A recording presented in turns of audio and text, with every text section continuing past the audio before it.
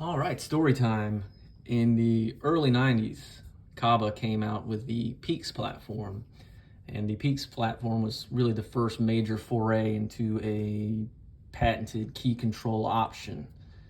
Didn't really focus on high security, although it did have added pick protection, but it was more so suited for commercial clients, and I guess even some residential, that just wanted the key control aspect of a keying system. Didn't really need, UL 437 protection, drill protection, stuff like that. They just wanted the key control. They wanted to handle and make sure that the keys being handed out to tenants, employees, whatever, weren't going to get replicated elsewhere.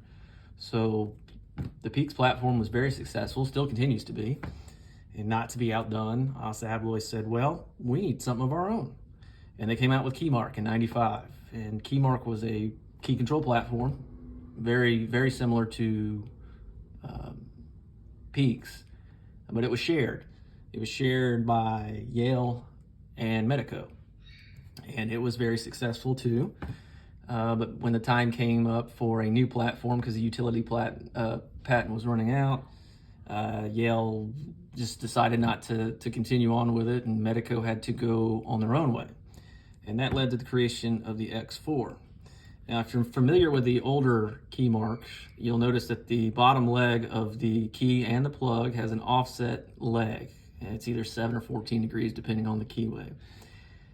The reason that they abandoned that for Medeco's X4 is because customers, consumers, end users, whatever you want to call it, were having trouble grasping something that wasn't straight up and down, or something that wasn't, straight along, whether it was sideways, something like a multi-lock, or straight up and down like this. But that 14 degree offset leg really threw them for a loop. So Medeco abandoned that when they moved to the X4 platform.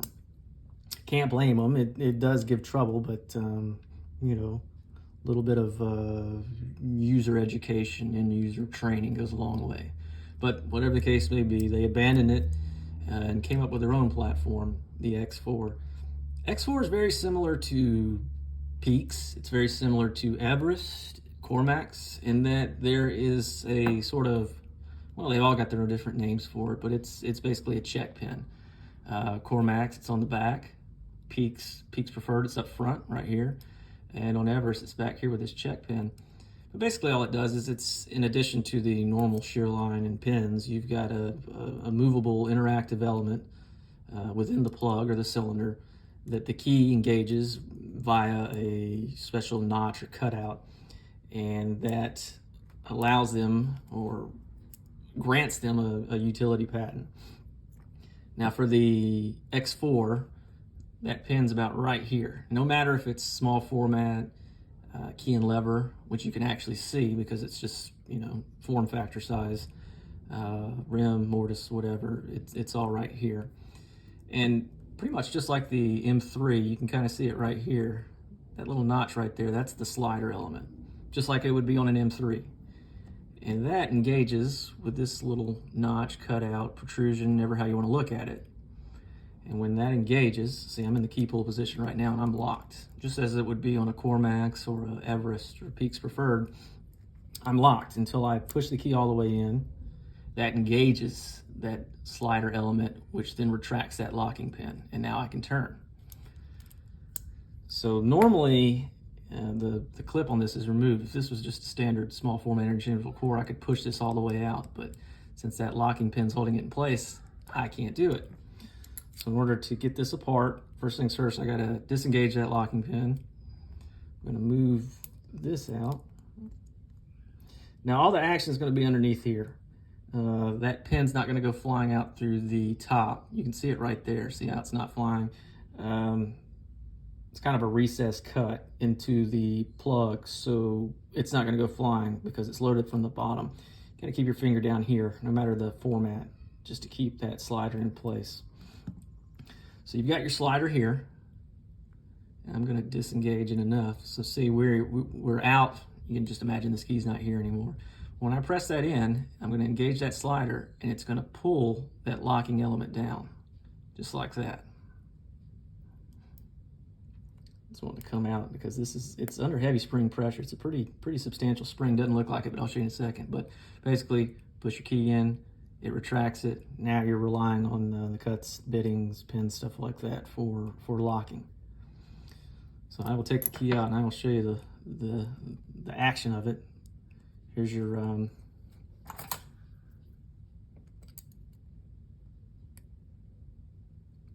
slider. There's a spring. That spring is pushing the slider forward the whole time. And there is a V notch in that slider that when the key interfaces with it, it moves it in place of the locking pin, and I'll show you how that happens in a bit. But when it's out, normally that spring's pushing that slider all the way forward, which is in turn pushing this pin up. The way that the pin retracts, like I said, is you got to get that V portion. And it's not gravity fed. You can see there's a tiny pin, and that's the correct way to orient it. This little nipple down here is what interfaces with the slider. But by loading it, spring loading it from the bottom, it's always going to want to be going down. See, right now there's nothing pushing against it, but when you put the slider in and move it towards the front, it's up. So you got a spring always wanting to push this locking pin down, but because the slider's blocking it and there's a spring pushing it that way, it locks into place. So that's how the X4 slider locking system works. A couple points. Number one, this pin is different on, well, small format's got its own size. Conventional, what they call conventional, key and lever, rim, mortise, all that, they've got their own size. I don't know offhand because you rarely have to take these apart to service them, rarely have to move them, so I don't know what any other interchangeable core format, what their pin size is, but you very rarely have to deal with these as far as taking them apart. I'm just showing you, basically how it works. So that's that. So if you ever had to replace one or were looking to service one or source one, keep in mind that format size does dictate the size of that locking pin, and you need to be aware of it. You can't just pull one from any of them and hope that it's going to work. So that's basically how it works, and you can kind of see here. Actually, I got a new fancy light. Let me see if I can do this. I'm still learning how to use this shop because I just built it.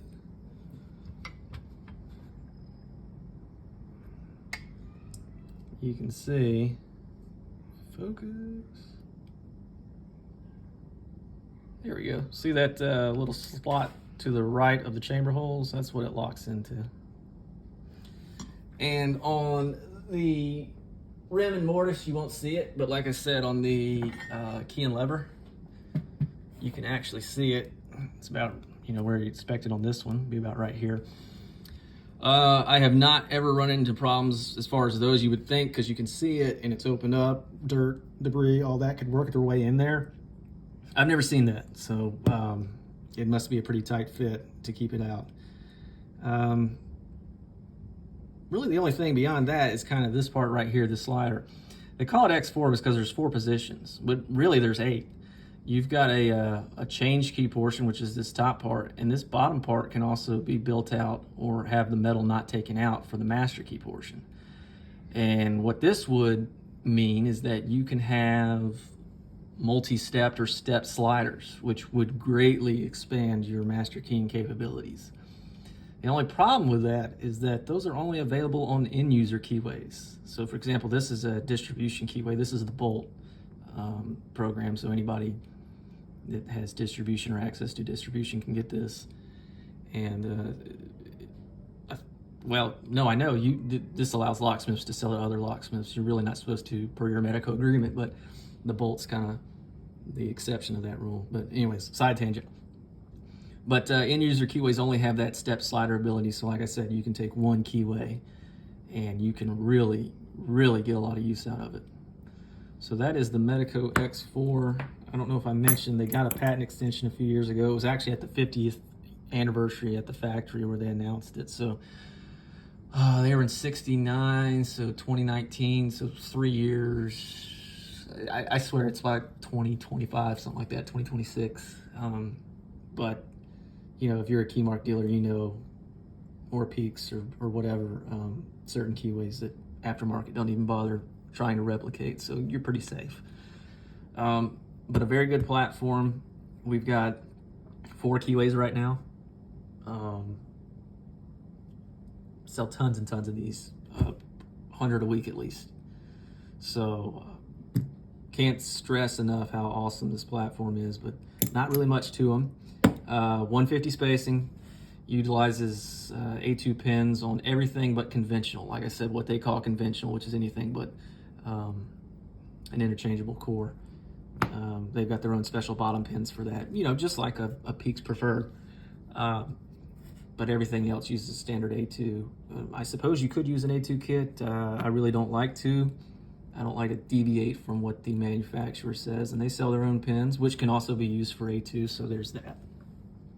So not much to these, not much in way of servicing. You can cut these keys ITL. We cut them on the ITL. We also got a punch, an old A1 punch. I guess they're not in business anymore, but we've got that.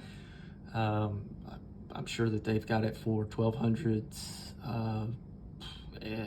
Pro Lock punches, things like that. Not much to them, but just another cool patented key control without having to pay high security prices. So that is the Medeco X4.